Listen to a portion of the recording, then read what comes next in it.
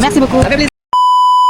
Hi guys! Gusto ko lang i-share sa inyo itong ginagawa namin after matapos ang taon dito sa Canada. Hindi lang pala basta gastos dito ang buhay sa Canada. Pwede ka rin kumita habang ginagastos mo siya. After 1 year ng aming normal expenses like groceries, gas, pangbahay, at kung ano-ano pa, naka-receive kami ng Costco cashback. Yes, cashback po siya guys. And honestly, sobrang sulit na ito. Saan ka makakapulot ng extra cash yearly, 'di ba? Hindi man milyon pero alam mo, malaking tulong na to sa amin. Pangdagdag groceries, pangbayad sa bills, o pwede namin ilagay siya sa pang-ipon. O kung depende sa inyo kung saan nyo siya ilalagay. Lalo na sa panahon ngayon guys, bawat dolyar ay may halaga.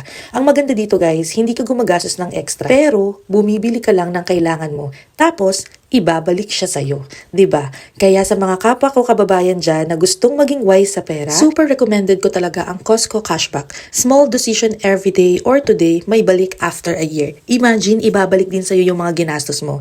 Ilalagay ko nga pala yung link sa baba kung gusto niya rin mag-start.